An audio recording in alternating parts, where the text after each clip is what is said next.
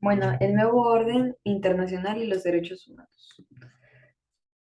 Para iniciar tenemos que hablar sobre Rusia.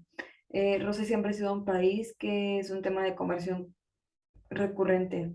Esta ha sido involucrada en bastantes asuntos de poder. Se ha visto involucrado en el Imperio Ruso, en la Unión Soviética y pues actualmente en el conflicto Rusia-Ucrania. Estas son etapas en las que convierten a Rusia en un actor internacional que es muy sobresaliente en la actualidad y a lo largo de la historia. Iniciando con la Revolución de Febrero, en 1917 Rusia tuvo un punto de quiebre, su Rusia imperial. Esto fue consecuencia de que había acciones represivas hacia el pueblo ruso por parte del gobernante zar Nicolás II y en 1905 fue el Domingo Sangriento. Esto fue una masacre hacia manifestantes pacifistas que fue perpetrada por la Guardia Rusa y en donde murieron 1000 manifestantes y 800 quedaron heridos. Esta situación motivó a muchos campesinos que sublevaran en zonas rurales. Posterior a eso estuvo la Guerra Civil Rusa, que sucedió entre 1918 y 1922, en donde el partido bolchevique seguía las ideas radicalizadas de Lenin, mientras que el partido menchevique se pronunciaba como el partido contrarrevolucionario, quienes aún apostaban por el anterior sistema político.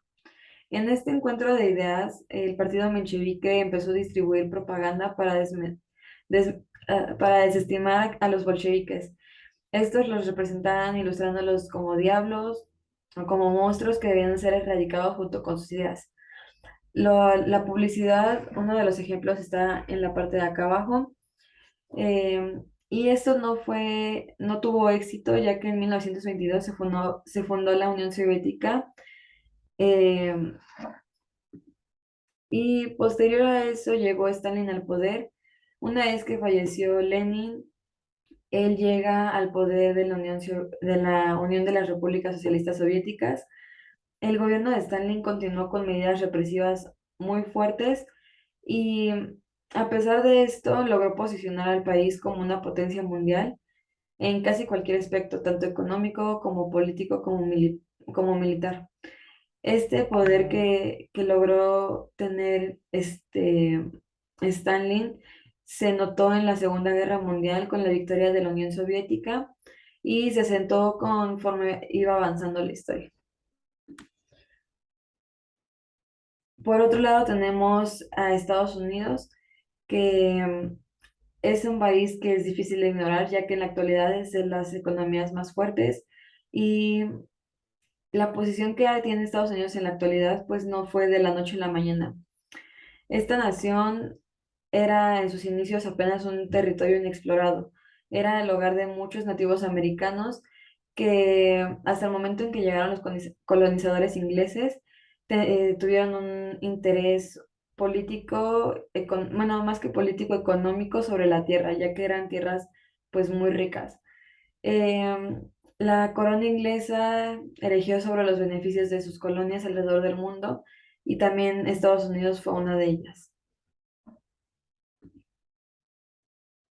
Durante la Segunda Guerra Mundial, este país, Estados Unidos, también demostró ser una pieza fundamental para la comunidad internacional, ya que desde que empezó a crecer y se empezó a fortalecer, eh, se vio como, a pesar de todo lo que tuvo que vivir y las revoluciones internas, tras una serie de acontecimientos en 1945 entre Estados Unidos, Inglaterra, Francia y la Unión Soviética, pues salieron vencedores en la Segunda Guerra Mundial.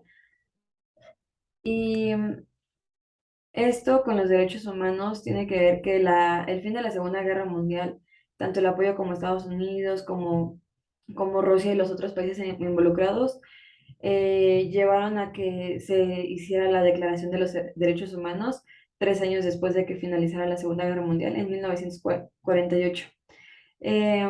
Esto se hizo con el fin de que nunca volviera a suceder más atrocidades como las que fueron en este conflicto, y los líderes del mundo decidieron complementar la Carta de las Naciones Unidas con una hoja de ruta para garantizar los derechos de todas las personas en cualquier lugar y en todo momento, y que no existiera o no fuera la discriminación no llegara a un nivel tan grande como lo que pasó en la Segunda Guerra Mundial.